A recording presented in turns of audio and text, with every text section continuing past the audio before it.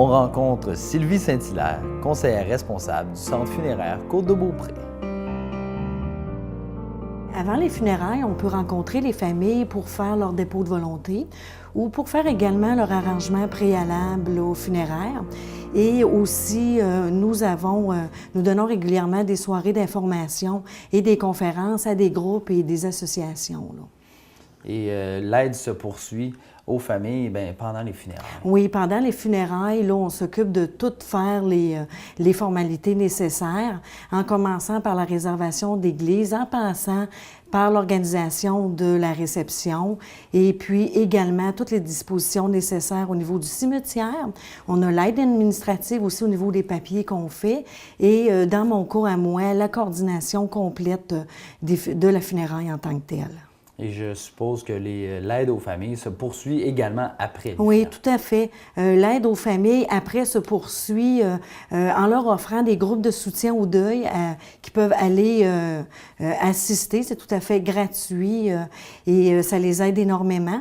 Il y a une première rencontre aussi qui est gratuite avec un psychologue en deuil.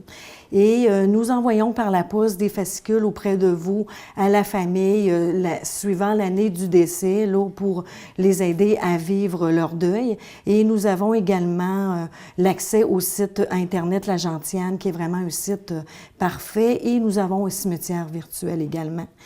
Et nous avons aussi l'aide administrative qui peut continuer, comme envoyer différents papiers au gouvernement et tout, parce que les gens ne sont pas toujours à l'aise avec ça. Donc, je peux les aider à faire tout ça. Qu'est-ce que votre programme nommé La Symphonie?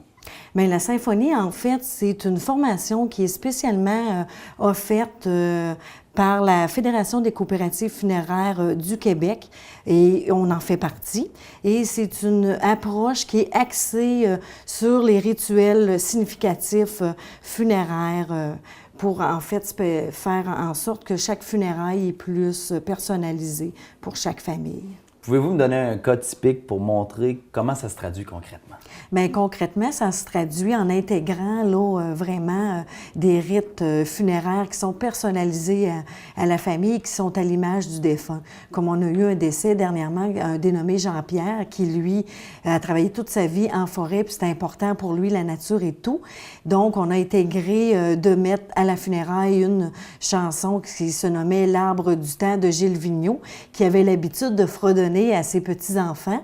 Et par la suite, quand les gens quittaient le salon après la cérémonie, on remettait un érable rouge en souvenir de Jean-Pierre que les gens pouvaient aller planter dans leur cour et se souvenir de lui. Donc, c'est une funéraille qui est vraiment à l'image du défunt et qui était magnifique et empreinte de respect et tout. Selon vous, quelles sont les qualités nécessaires pour accompagner les familles dans le deuil? Bien, je pense que ça prend énormément d'écoute. Je vous dirais peut-être qu'au début, ça prend énormément d'accueil. Il faut accueillir les gens qui sont en deuil, de l'écoute, de l'empathie. Et je suis là pour les guider et les accompagner tout au long là, de cet événement-là, de leur vie qui est vraiment très importante. Merci beaucoup.